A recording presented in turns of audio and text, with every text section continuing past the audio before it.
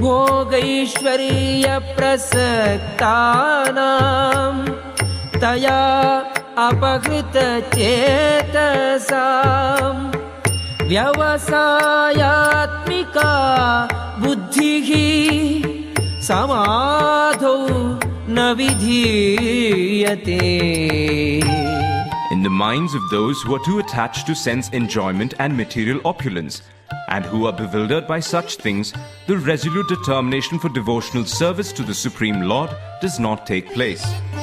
Traigunya vishaya vedaha nistraigunya bhavarjuna nirdvandvo nitya sattvastho niryogakshema atmavan.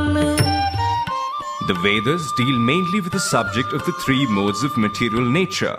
O Arjuna, become transcendental to these three modes, be free from all dualities and from all anxieties for gain and safety, and be established in the self.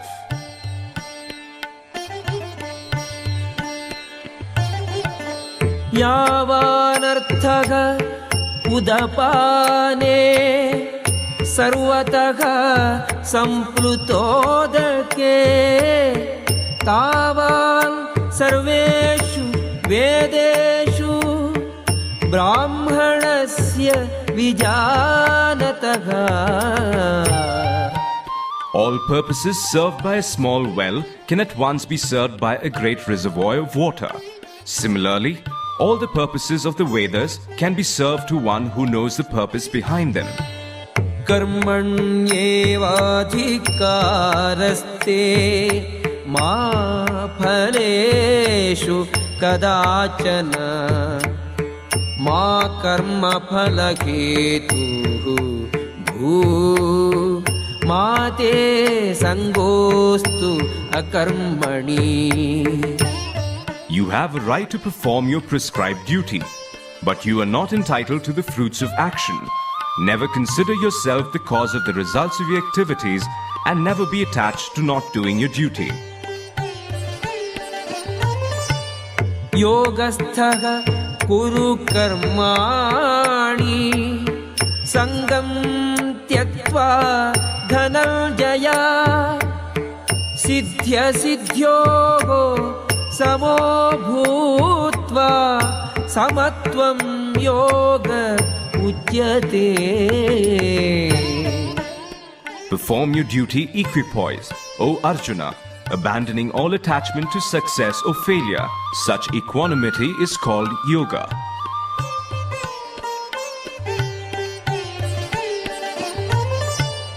Durena hyavaram karma buddhi yogat dhananjaya buddhau sharanam anviccha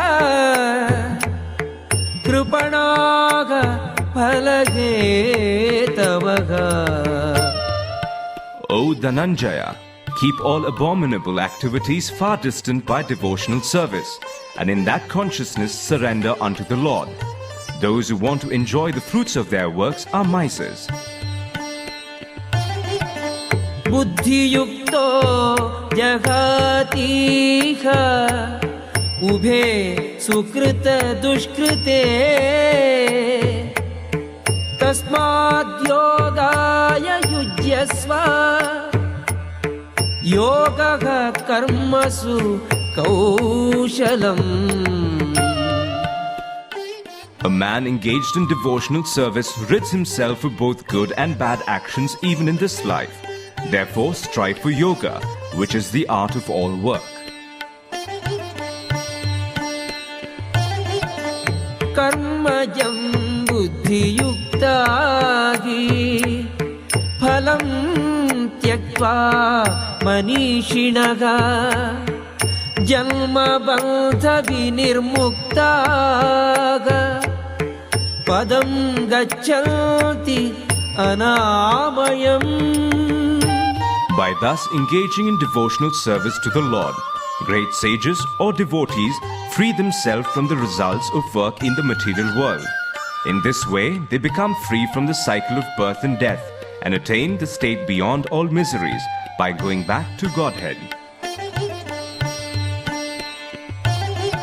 Yada te mogakalilam buddhihi vyatitarishyati tada gantasi nirvedam shrotavyasya shrutasya cha. When your intelligence has passed out of the dense forest of delusion, you shall become indifferent to all that has been heard and all that is to be heard. Shruti vipratipanna yada sthasyati nischala samadhau achala buddhihi tada yogam avapsyasi. When your mind is no longer disturbed by the flowery language of the Vedas, and when it remains fixed in the trance of self-realization, then you will have attained the divine consciousness. Arjuna uvacha sthita prajnasya ka bhasha samadhisthasya keshava sthita dhihi kim prabhasheta kimasita vrajeta kim. Arjuna said, O Krishna, what are the symptoms of one whose consciousness is thus merged in transcendence? How does he speak, and what is his language? How does he sit, and how does he walk? Shri Bhagavan Vacha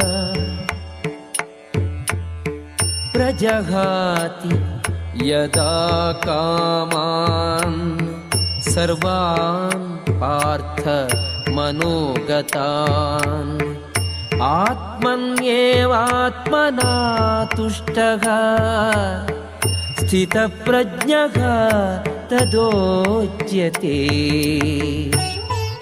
The Supreme Personality of Godhead said, O Partha, when a man gives up all varieties of desire for sense gratification, which arise from mental concoction, and when his mind, thus purified, finds satisfaction in the self alone, then he is said to be in pure transcendental consciousness.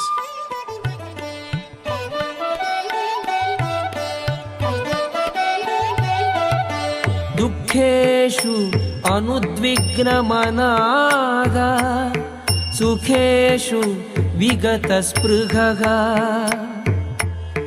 Vitaraga bhayakrodhaga Sthitadhihi munirujyate.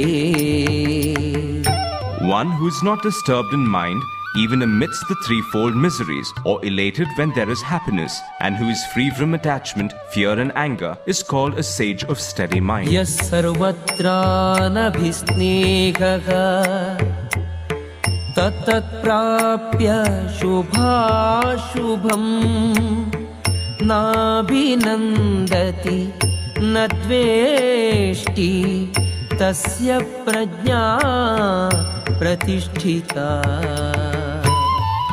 In the material world, one who is unaffected by whatever good or evil he may obtain, neither praising it nor despising it, is firmly fixed in perfect knowledge.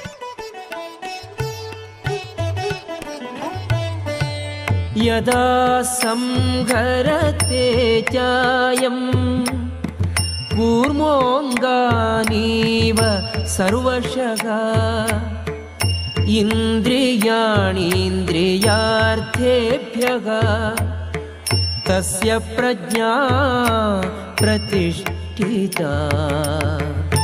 One who is able to withdraw his senses from sense objects, as a tortoise draws its limbs within the shell, is firmly fixed in perfect consciousness.